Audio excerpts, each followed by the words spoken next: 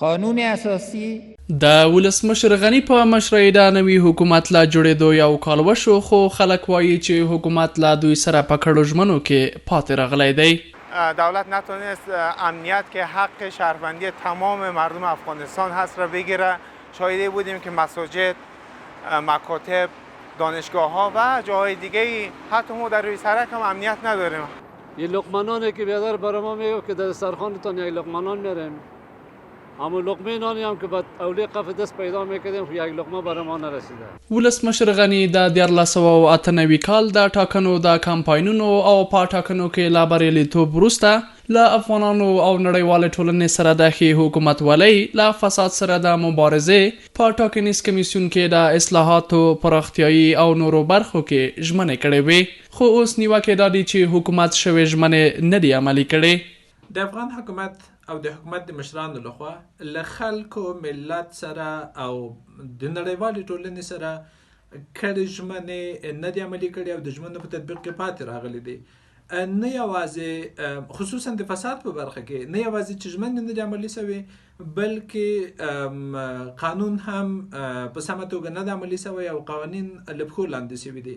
بلخوا د اقتصادي چارو کارپوهان هم وایي چې په تېر یوه کال کې د نورو برخو ترڅنګ د هیواد اقتصادي سکتور ته هم سخت زیان رسېدلی دی او پر سوداګرۍ او راکړې ورکړې د خلکو باور له منځه تللی دی.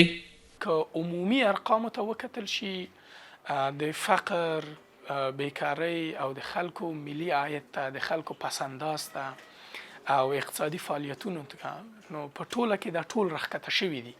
په دې معنا چې خلک ښه ژوند نه لري، خلک ښه عاید نه لري، خلک وظیفه نه لري، کاروبار باندې اعتماد او اعتبار نشته ده، په تجارت او راکړه ورکړه باندې بې اعتمادي زیاته شوله.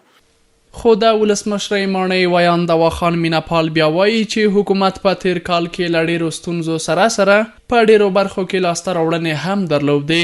میناپال زیاتوي چې حکومت په تېر یوه کال کې د نورو لاسته راوړنو ترڅنګ له فساد سره د مبارزې په برخه کې هم کوټلي ګامونه اوچت کړي دي.